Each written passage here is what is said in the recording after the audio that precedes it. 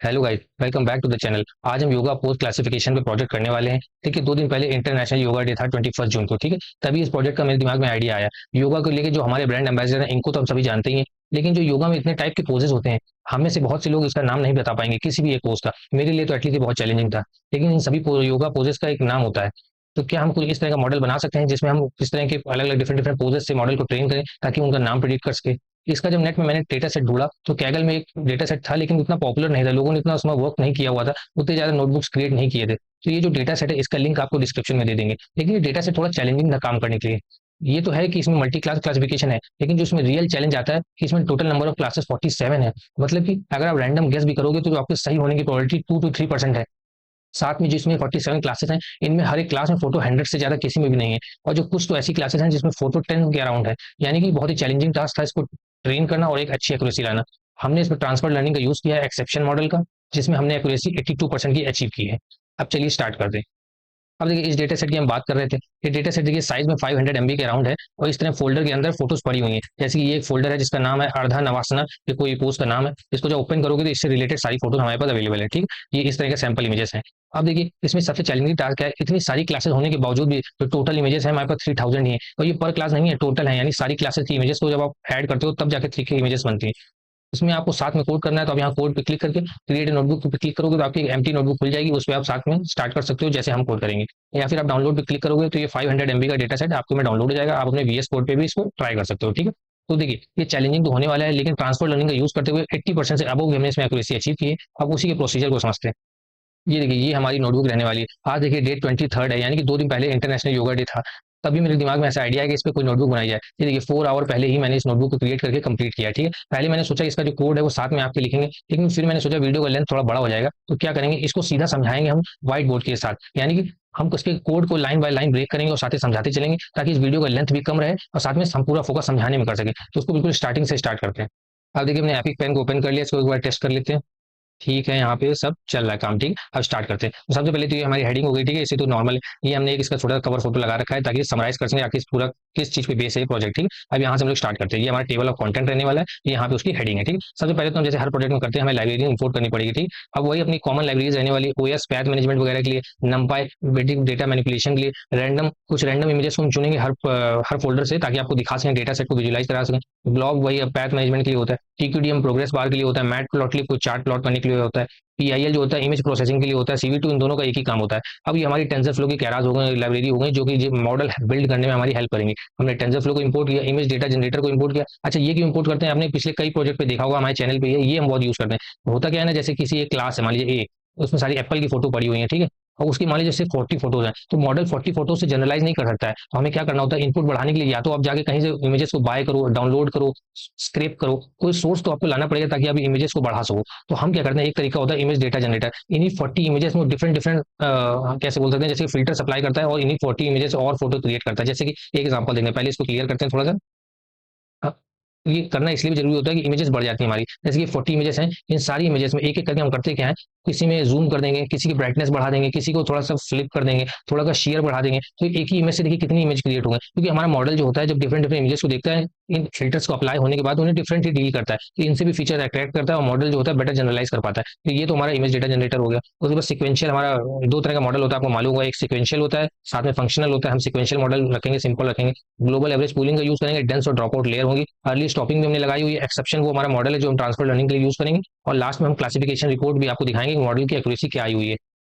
अब आगे चलते हैं सीधा, ये डेटा लोड करते हैं। ठीक है, अब डेटा लोड करने के लिए यहाँ पे सबसे पहले आपको दिखाते हैं। ये देखिए, ये डेटा जो होता है आपके राइट साइड साइड पे अटैच हो जाता है, यहाँ पे आप क्लिक करके सिंपल इसका पैथ कॉपी कर सकते हो। ठीक है, अब यहाँ पे आते हैं जहाँ पे हमने डेटा को लोड किया है। अब देखिए, सबसे पहले आपको रूट पैथ बताना होता है, कहाँ पे डेटा आपको बताया, राइट हैंड साइड पे ऊपर अटैच हो जाएगा। आप वहां से पैथ कॉपी करके यहाँ पे इस तरह से पेस्ट कर दो। ठीक है, उसके बाद आप इसी रूट पैथ से हमने क्या किया, os.list.dir किया। इसका मतलब क्या होता है, लिस्ट करना सारी डायरेक्टरी इसके अंदर। इसके अंदर क्या है, वो सारी 47 क्लासेस के फोल्डर बने हुए हैं जिनके अंदर वो इमेजेस पड़ी हुई जो हमें ट्रेन करनी है। टोटल पोजेस 47 है ना इस डेटा सेट में, तो लिस्ट DIR करने से 47 जो होगी लिस्ट हो जाएगी। तो इसको हमने सॉर्ट कर दिया नेम से। अब अलग अलग आसन के नाम होते हैं, तो उन्हीं आसन के नेम के हिसाब से हमने उसको सॉर्ट करके क्लास नेम वेरिएबल में स्टोर कर लिया। ठीक है, मतलब अल्फाबेटिकली सॉर्ट कर दिया, A B C, इस तरह से हमने सॉर्ट कर दिया। अगर आपको कंफ्यूजन हो रहा है तो आप ये देख लीजिए, यहाँ पे ये देखिए फोल्डर है ना, तो ए से पहले है, फिर बी वाले, फिर सी वाले, इसी तरह से हमने सॉर्ट करके अपने यहाँ पे भी स्टोर कर लिया। ठीक है, अब क्या करना है, आप देखिए सबसे पहले ये एक poses डॉट जेसन फाइल भी इसमें पड़ी हुई है इन्हीं फोल्डर्स के साथ, यहाँ पे आप इसको भी देख सकते हो। तो यहाँ पे आओगे, यहाँ पे नीचे की तरफ देखिए, इसको और ओपन करते हैं, इसको बंद करते हैं पहले, इसको ओपन करते हैं।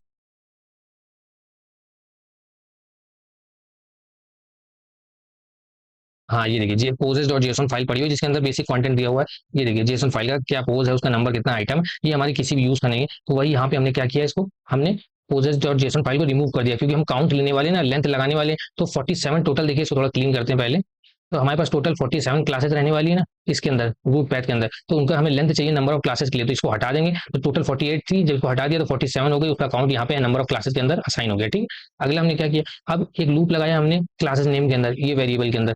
क्लासेस नेम के अंदर क्या है, अल्फाबेटिकली सॉर्टेड सारे नेम्स हैं किसके, आसन्स के 47 टोटल। तो एक एक करके लूप यहाँ पे चलेगा, क्लास नेम से निकल के क्लास में फाइल जाएगी। उसके बाद क्या कर रहे हैं, हम ज्वाइन कर रहे हैं ये रूट पैच जो हमारा था ऊपर, और साथ में इस क्लास को, क्लास क्या एक एक करके नाम सारे आसन के। तो होगा क्या, ये पूरा फोल्डर होगा स्लैश, इसके आगे जो पहला आसन होगा वो आ जाएगा, फिर दूसरी बार जाएगा उसको ज्वाइन करेगा लूप में, तो दूसरे आसन का नाम आ जाएगा। तो एक एक करके सारे का पैथ अंदर जाएंगे। ओएस डॉट पैथ ज्वाइन करने से यही होता है, स्लैश लग के आगे का जो पैथ होता है वो आ जाता है। उसके बाद ओएस डॉट लिस्ट डीआईआर किया, यानी वो जो नया पैथ हमने जनरेट किया, जैसे कि होता है, जैसे कि आपका सी के अंदर जाके, माई कंप्यूटर के अंदर जाके अगर कोई फोल्डर होता है तो आप उसके अंदर चले जाओ।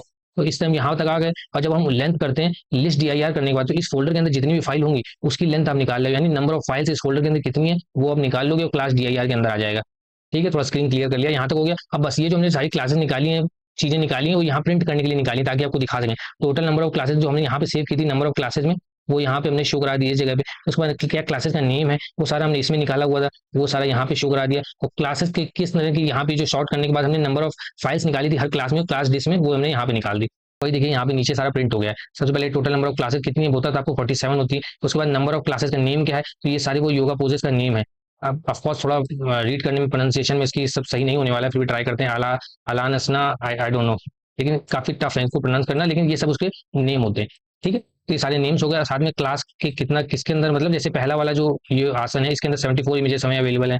ये वाला हलासन है, इसके अंदर हमें 20 अवेलेबल है। तो इस तरह अलग अलग पोजेस की हमारे पास अलग अलग इमेजेस का नंबर काउंट अवेलेबल है। आगे चलते हैं, क्या करते हैं कि जितने आपको ये योगा के पोजेस हैं इन सबकी एक एक फोटो दिखाती है, ताकि आपको सेंस बने कि कौन पोज कैसा दिखता है। ठीक है, उसके लिए ये देखिए, इससे पहले यहाँ पे देख लीजिए सारे पोजेस हमने दिखाए हुए हैं। ठीक है, अब इसका कैसे कोड लिखना है, बहुत ही सिंपल है।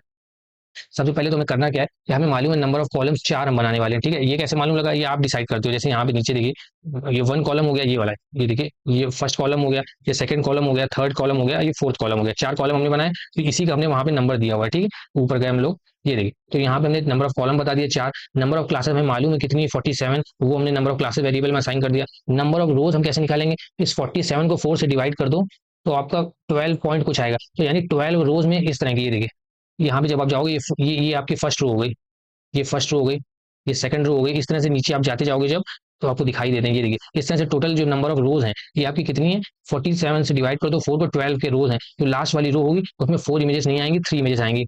लास्ट वाली रो भी आपको दिखा देते हैं, ये देखिए 3 आएंगे, क्योंकि नंबर जब आप डिवाइड करोगे तो पॉइंट में आ रहा है ना, तो इसका मतलब लास्ट वाली रो को फुल इमेजेस नहीं मिल पाएंगी। 4 4 एक रो में 4 होनी है, तो जब आप इसको डिवाइड करोगे 12 से, 47 को 4 से, तो 12 पॉइंट कुछ आ रहा है, यानी लास्ट वाली में फुल कैपेसिटी में 4 इमेजेस नहीं आ पाएंगे। बेसिक मैथ है, आप समझ रहे होगे। ठीक है, उसके बाद क्या किया, फिगर साइज हमने डिसाइड कर दिया। आप नॉर्मल नंबर भी ले सकते हो, पर हमने रिलेटिव साइज लिया है, यानी कि नंबर ऑफ कॉलम हमें पता है 4 है, रोज 12 है, 4 से मल्टीप्लाई कर दिया। वैसे आप नॉर्मली भी ले सकते हो, इनकी जगह आप सिंपल यहाँ पे लिख सकते हो फिक्स साइज इक्वल टू जो आपको नंबर लेना है, जैसे कि आप ले लो 15, 20, उस हिसाब से यहाँ पे इमेज का साइज बन के आ जाएगा। ऊपर देखिए हमने क्लास नेम निकाले हुए थे सारे, उसी में हमने एक लूप लगाया। लूप के एनिमरेट क्या करता है, खाली काउंटिंग करता है। एनिमरेट करने से एक नंबर होता है इंडेक्स, वो आई में आ जाता है। ठीक, तो क्लास नेम निकल निकल के एक एक करके लूप में सीएलएस में आएगा। इसको क्लियर करते हैं थोड़ा, ये देखिए इसके अंदर सीएलएस के अंदर आएगा, और इसी पूरा कोड एग्जीक्यूट होगा हर एक क्लास के लिए। तो देखिए क्या होगा, सबसे पहले क्लास नेम के अंदर जो पहला फोल्डर होगा, पहला आसन होगा, वो सीएलएस में जाएगा। इसको क्लीन करना पड़ेगा थोड़ा सा, नहीं फंस रहा है ये। अब ठीक, सबसे पहले सीएलएस में जाएगा। सीएलएस में जाने के बाद देखिए पैथ ज्वाइन हो जाएगा, जैसे ऊपर गया था रूट पैथ, यहाँ मेन फोल्डर तक जैसे ऊपर गया था, और सीएलएस यानी आसन का नाम, यानी पहले पूरा मेन पैथ, उसके आगे जो हमारा योगा आसन। अगली बार लूप चलेगा तो यहाँ पे आसन का नाम बदल जाएगा, फिर से जितनी बार लूप चलेगा टोटल 47 टाइम चलेगा, और यहाँ पे अलग अलग आसन के नाम आते जाएंगे। ठीक है, उसको जो वेरिएबल ज्वाइन किया हमने पैथ को, क्लास पैथ में आ गया, और उनसे जो क्या किया हमने, एक लिस्ट डीआईआर किया इस क्लास पैथ में। भाई देखिए एक फोल्डर के अंदर एक आसन की हमारे पास 30 से 40 फोटो है, हम सारी तो नहीं दिखा सकते, तो हर फोल्डर से हम एक फोटो निकालेंगे। तो एक फोटो को हमने निकाला और निकालने के बाद उसको ज्वाइन कर दिया क्लास पैथ से, ताकि उसका हमें पूरा पैथ मिल गया एब्सोल्यूट वाला। हमें वही देना पड़ेगा ना जो नीचे हम ओपन करेंगे। तो इमेज पैथ में वो सेव किया और यहाँ पे पिलो लाइब्रेरी में पास कर दिया। इसको थोड़ा क्लियर करते हैं। तो हमने पिलो लाइब्रेरी में पास कर दिया उसका पैथ जो हमें इमेज खोलनी है और किस साइज में खोलनी है, तो हमने साइज कर दिया 128 क्रॉस 128। ठीक है, ये बेसिक एक सब प्लॉट का कोड लिख दिया ताकि number of row, number of column और आई का काउंट बढ़ा देगा। ये करने से कुछ नहीं होता, ये सिंपल जैसे नीचे दिख रहा है ना। इसको क्लीन करते हैं पहले थोड़ा सा। हाँ, तो इसमें करते कुछ नहीं, ये लूप जो चलने की वजह से क्या होता है, एक फोटो यहाँ पोज होती है, यहाँ फिर अगली, फिर यहाँ पे अगली, यहाँ फिर रो चेंज हो जाती है, फिर यहाँ इस तरह से क्या होता है, लूप की वजह से हो रहा होता है। ठीक है, अब इसको पूरे क्लियर कर लेते हैं। यहाँ का काम हो गया है। इमेज को शो किया, उसका टाइटल दिखा दिया, ये ऊपर लिख के आ रहा है हर इमेज का टाइटल। आपको नीचे दिखेगा, ये दिखेगा हर इमेज में उसका क्या नाम है, इस आसन का नाम यहाँ पे लिखा हुआ है, इस पोस्ट का नाम यहाँ पे लिखा हुआ है। बस यही हमने लूप चलाते गए बार बार, और ये लूप क्या करेगा, हर एक फोल्डर से इसकी इस लाइन, मेन लाइन देखिए ये है यहाँ पे, ये लाइन मेन है, इसमें कोड में कुछ है ही नहीं। ये लाइन जो है ये वाली मेन है। एक एक करके देखिए हर फोल्डर के अंदर जाएंगे, रैंडम डॉट चॉइस, रैंडमली एक फोटो लेंगे, उसका पैथ इमेज में आ जाएगा। उसको pillow library image dot open के अंदर आपको पैथ देना होता है, तो वो फोल्डर खुल जाती है। वो खोलेंगे, इस साइज में करके खोलेंगे इमेज में, और आई एम शो करने से वो इमेज आपकी डिस्प्ले करने लगेगी। तो ये इमेज को हमने इसमें आई एम शो में पास कर दिया, बस यही सिंपल यहाँ पे करना था। इसको क्लियर करते हैं फिर से। अब इनको एक बार थोड़े पोजेस यहाँ पे हम देख लेते हैं। ठीक है, ये वाला तो अभी आपने देखा, ये वाला ये वाला देखिए, इसका नेम तो देखिए नहीं पढ़ पाएंगे, पर ये देखिए अलग डिफरेंट टाइप पोजेस होते हैं। यहाँ पे फील ले लीजिए कि हर एक फोल्डर के अंदर जो आसन हैं वो कैसे दिखते होंगे। तो एक तो ये सारे हो गए।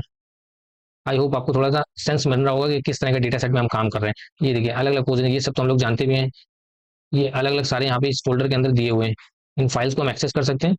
ठीक है, ये सारे यहाँ पे पोजेस इसके दिए हुए हैं। ठीक, और लास्ट वाली में कोई वैल्यू नहीं आएगी, क्योंकि लास्ट वाले में 3 ही आ पाएंगे। 47 टोटल काउंट था ना, 48 होता तो यहाँ पे भी एक फोटो आ जाती। ठीक, अब देखिए अगला में क्या करना है कि इस वाले आसन के अंदर, फोल्डर के अंदर कितनी इमेजेस हैं उसके लिए एक बार चार्ट यहाँ पे प्लॉट किया है। तो ये सिंपल जो अभी ये जितनी ये क्लासेस थी ना, ये सारी, ये हर एक आसन के अंदर से, योगा पोज के अंदर से हमने एक फोटो दिखाई थी। अब उस टोटल आके उस योगा पोज के फोल्डर के अंदर कितनी इमेजेस हैं, इसके लिए हमने यहाँ पे एक बार प्लॉट, हॉरिजॉन्टल प्लॉट किया हुआ है। बहुत ही सिंपल कोड है। ऐसे ऊपर हमने यहाँ पे रन किया, तो उसी तरह से क्या किया, हर एक क्लास नेम से क्लास निकाला, उसको यहाँ पे ज्वाइन किया पैथ को, और वहां से देखिए लेंथ, यानी हर एक फोल्डर के अंदर कितनी इमेजेस हैं, एक डिक्शनरी बना ली। तो होगा क्या, जैसे पहले योगा पोज का नेम आएगा कोलन, उसका काउंट आ जाएगा, सेकंड योगा पोज कोलन, उसका काउंट आ जाएगा। तो इससे एक डिक्शनरी पूरी बन जाएगी, जिसको इमेज काउंट में स्टोर कर लिया। तो इमेज काउंट से की, यानी उसका नेम की ये होती है ना, यहाँ पे नेम आएगा, और यहाँ पे कितना काउंट है, कितनी फोटोज है, वो यहाँ पे वैल्यू आ जाएगी। तो जो नेम है वो हमने क्लासेस में ले लिया, और जो उनका काउंट है यानी डॉट वैल्यूज, वो हमने काउंट्स में ले लिया। उस पर हमने शॉर्ट कर लिया काउंट से, ताकि ये नीचे देखिए ऊपर हमने किस तरह से बनाया हुआ है, घटते हुए क्रम में, डिसेंडिंग ऑर्डर में बनाया हुआ है। सबसे ज्यादा जिसमें है उसमें नीचे वो धीरे धीरे घटता चला गया है। इसीलिए यहाँ पे हमने ऊपर यहाँ पे शॉर्ट कर दिया, कहाँ पे, यहाँ पे हमने शॉर्ट कर दिया। उसके बाद वापस से अनजिप कर दिया, वापस से जैसे पहले था वैसे कर दिया शॉर्ट करने के बाद। तो उसके बाद यहाँ पे फिगर साइज दे दिया, और हॉरिजॉन्टल बार आपको प्लॉट करने के लिए पीएलटी डॉट बार एच लिखना होता है, तभी इस तरह से हॉरिजॉन्टल बार प्लॉट ऐसे बन के आते हैं। अगर आप ये बार एच नहीं लिखोगे, एच नहीं लिखोगे, तो सिंपल इस तरह से बन के आएंगे जो नॉर्मली होते हैं, इस तरह से। ठीक है, तो हमने यहाँ पे बारिश लिख दिया। तो ये यहाँ पे प्लॉट हो गया, कलर आपने प्रोवाइड कर दिया। उसके बाद ये आपको नीचे देखिए, यहाँ पे ये देखिए, ये नंबर ऑफ काउंट्स जो लिख के आ रहा है ना, हर क्लास का कितना है, इसको दिखाने के लिए हमने क्या किया हुआ है, ये देखिए एक छोटा सा लूप लगाया हुआ है। लॉजिक यहाँ पे यही है बस कि आपने एक लूप लगाया है, और जो हाइट है, टेक्स्ट हमने लिखा हुआ है, टेक्स्ट में क्या लिखा है, विथ। विथ क्या है यहाँ पे, ये देखिए, ये वाली जो, जैसे ये क्लास है, ये यहाँ से लेकर यहाँ तक गई हुई है, ये इसकी विथ है भाई। हाइट तो ये होती है ना, ये तो विथ हो गई ये। तो इसकी जो यहाँ पे जाके जो वैल्यू यहाँ पे आ रही है, वही हमने यहाँ पे प्रिंट कर दी। तो यहाँ पे वही यहाँ पे लिखा हुआ है कि जो भी विथ की वैल्यू थी इस जगह पे, उसको हमने यहाँ पे टेक्स्ट के पीएलटी डॉट टेक्स्ट की हेल्प से पोस्ट कर दिया। कहाँ पे उसको लिखना है, वो हाइट ये बता रही है, विथ ले लिया, और साथ में वाई वाले से थोड़ा सा बीच में। अगर आपको इस लाइन में डाउट है तो अभी देखिए, इसको ऊपर करते हैं, अब समझते हैं। ये देखिए यहाँ पे क्या मतलब, देखिए विथ प्लस 5, विथ क्या होती है, यहाँ पे ये जो पूरी यहाँ से लेके यहाँ तक डिस्टेंस है ना, ये विथ होती है। इसमें हम क्या करें, +5 कर रहे हैं, यानी इससे थोड़ा सा आगे, यहाँ पे सब देखिए इससे थोड़ा सा आगे होंगे। जितने भी हमने नंबर लिखे हुए सब थोड़ा सा वहां से आगे लिखे हुए हैं, सबका डिस्टेंस सेम होगा, क्योंकि सब +5 है। ठीक, अब देखिए ऊपर जाते हैं। हाँ, यहाँ पे तो +5 किया, तो ये थोड़ा सा आगे यहाँ पे बन रहा है। उसके बाद ये तो हो गया हमारा, कहाँ पे बनना है, एक्स एक्सिस में। वाई एक्सिस कैसे डिसाइड करेंगे, जहाँ पे देखिए bar dot get y, y की वैल्यू हमने यहाँ से निकाल ली। उसके बाद उसको हाइट जो थी उससे डिवाइड कर दिया 2 से, यानी कि यहाँ पे देखिए, यानी ये जो पूरी हाइट थी ना ये वाली, इसको हाफ कर दिया, यानी सेंटर पे, यानी सेंटर पे ये लिखा जाएगा। यहाँ पे जो इसका सेंटर होगा वहां पे लिखा जाएगा, सेंटर पे होगा, समझ गए आप। तो ये बस यही कर रहे हैं, जो हाइट थी उसको डिवाइड कर दिया 2 से, तो यहाँ सेंटर में आ गया। और जो विथ थी उसमें +5 कर दिया, तो ये इससे कितना आगे लिखा जाएगा टेक्स्ट, वो हमने डिसाइड कर लिया। अब आगे चलते हैं इसमें, ये तो सारे हो गए कितने क्लासेस हैं। और यही यहाँ पे दिख रहा होगा आपको, कुछ ऐसी क्लासेस हैं एंड में जिनमें देखिए बिल्कुल भी फोटोज ही नहीं है। ये 4-5 योगा पोजेस हैं जिनमें हमारे पास नंबर ऑफ काउंट्स इमेजेस का बहुत ही कम है। तो इन क्लासेस में एक्यूरेसी अच्छा ला पाना तो बहुत ही टफ है। अब चलते हैं अगला कोड। हाँ, अभी वो जो आपको बताया था डेटा ऑगमेंटेशन का प्रोसेस, क्योंकि हमारे पास इमेजेस का है तो हम डेटा ऑगमेंट करते हैं, उसके लिए इमेज डेटा जनरेटर क्लास होती है, उसका हमने एक ऑब्जेक्ट बनाया, उसके अंदर कुछ वैल्यू आप पास करते हो। तो सबसे पहले तो देखिए हमने क्या किया, रीस्केल कर दिया, यानी अगर डिवाइड करते हो आप 255 से, तो देखिए जो इमेज होती है उसकी जो पिक्सल वैल्यूज होती हैं वो 0 से 255 तक होती हैं, ठीक है। अब आप इन वैल्यूज को जो इस रेंज में है, इसको अगर आप 255 से डिवाइड करते हो तो जितनी भी वैल्यूज होंगी 0 to 1 की रेंज में आ जाएंगी। तो यही हम गोल होता है हमारा। इसको तो करने से दो फायदे होते हैं, एक तो ग्रेडियंट की प्रॉब्लम नहीं होती एक्सप्लोडिंग और वैनिशिंग वाली, दूसरा कन्वर्जेंस फास्ट होता है, ट्रेनिंग फास्ट होती है। तो ये जनरली आप इमेज के सारे डेटा सेट में करते ही करते हो। पहले हमने रीस्केल कर लिया, उसके बाद रोटेशन दिया इमेज का 20 डिग्री पे, यानी जैसे कोई इमेज है उसके अंदर कुछ मान लीजिए यहाँ पे डॉग बना हुआ है, तो जब आप 20 डिग्री उसको रोटेट कर दोगे क्लॉक वाइज, तो ये जो इसके पैर जो नीचे की तरफ थे ये थोड़े से ऐसे हो जाएंगे इस तरफ को, तो इमेज वैसी ही रहेगी, रोटेट हो गई इमेज, समझ रहे हैं आप, इस तरह को रोटेट हो गई।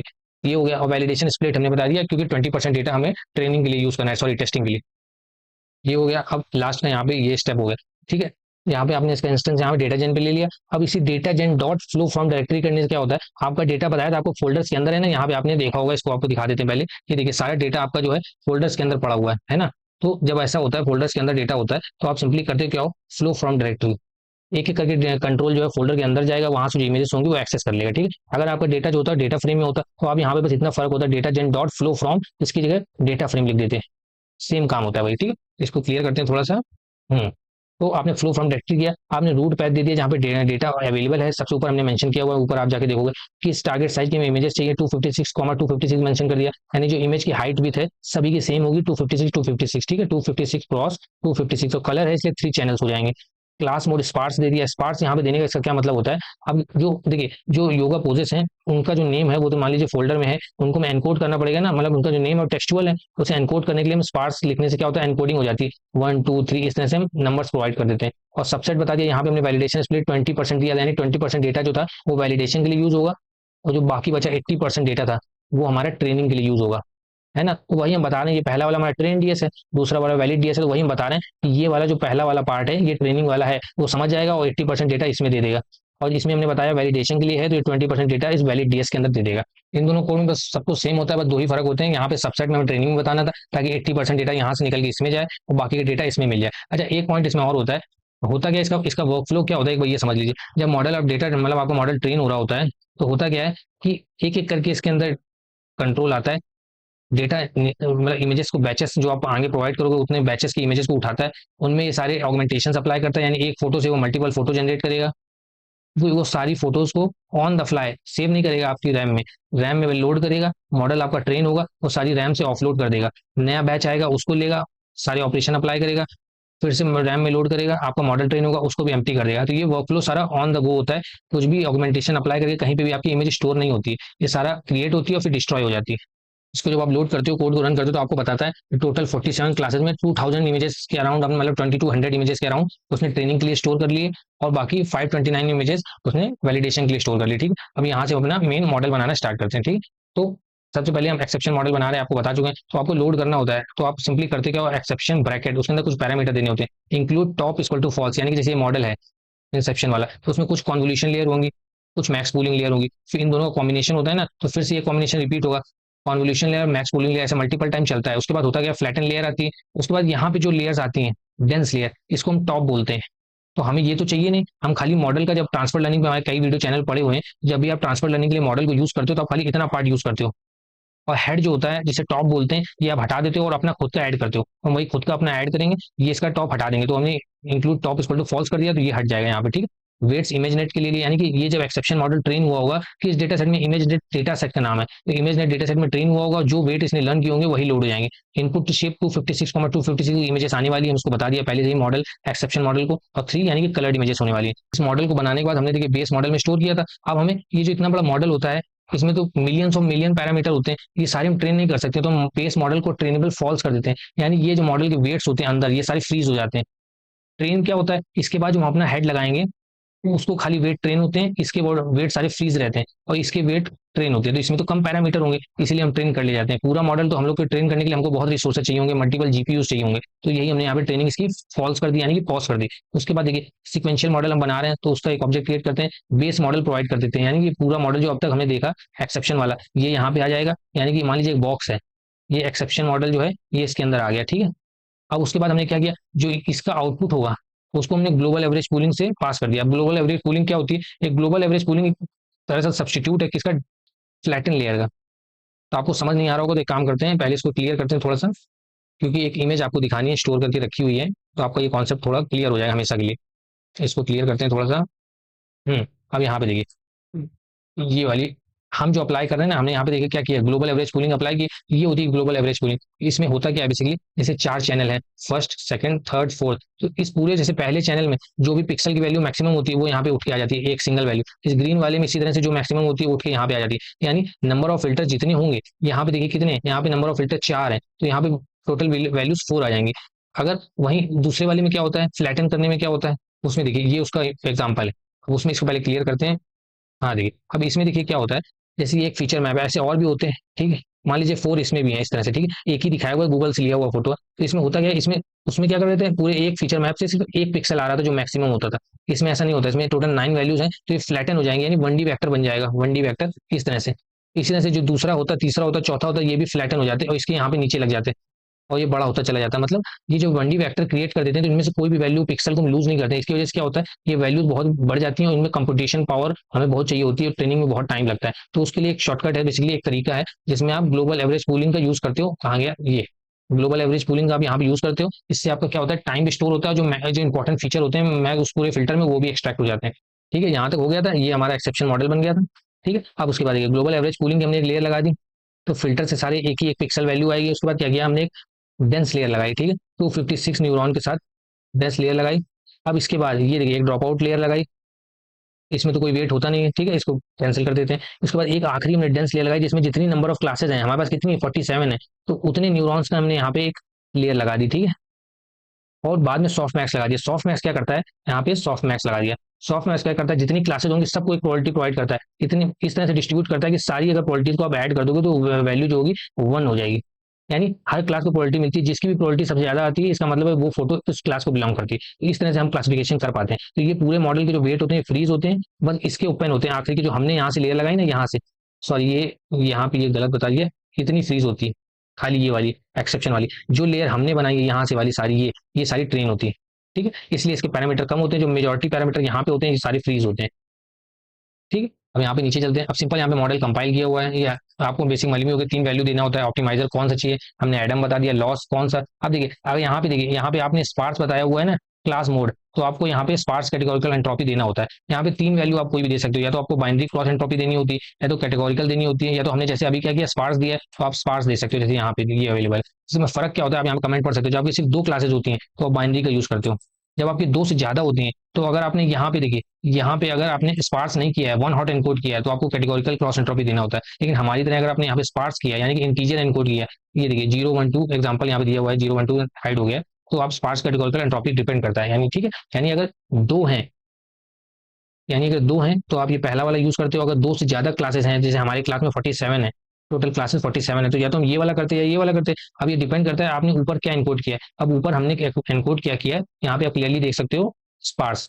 स्पार्स का क्या मतलब होता है कि जैसे जो क्लासेस का नेम होता है ना, जैसे मान लीजिए 3 क्लासेस हैं, एप्पल और मैंगो और कुछ भी ले लो,